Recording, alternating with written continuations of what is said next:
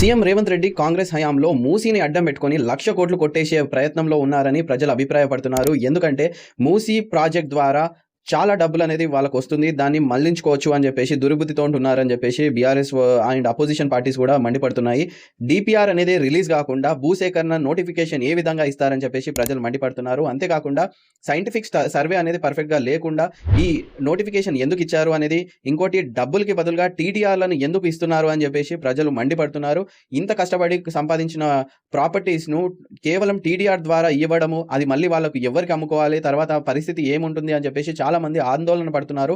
అంతేకాకుండా 2013 land acquisition act ప్రకారం డబ్బుల్ని చెల్లిస్తే మార్కెట్ వాల్యూకి బట్టి క్యాల్కులేషన్ చేసి చెల్లిస్తే కొంచెం ప్రాఫిటబుల్గా ఉండొచ్చు అని చెప్పేసి కొందరు అభిప్రాయపడుతున్నారు. డీపీఆర్ అనేది లేకుండా ఇంత త్వరగా ల్యాండ్ అక్విజిషన్ యాక్ట్ ఇంప్లిమెంట్ లేకుండా ల్యాండ్ అక్విజిషన్ చేసుకొని టీడీఆర్లు ఎందుకు ఇస్తున్నారు అని చెప్పేసి అందరు ప్రశ్నిస్తున్నారు. దీనిపైన మీ అభిప్రాయం ఏంటి? నిజంగా రేవంత్ రెడ్డి గారు దాన్ని డెవలప్ చేయడానికి చేస్తున్నారా, లేకపోతే దాని వెనకాల ఏదైనా కుట్ర దాగుంది అనుకుంటున్నారా? మీ అభిప్రాయాన్ని కామెంట్ రూపంలో తెలియజేయండి. ఈ వీడియోని లైక్ చేయండి, మీ ఫ్రెండ్స్ అండ్ ఫ్యామిలీ మెంబర్స్కి షేర్ చేయండి. And don't forget to follow for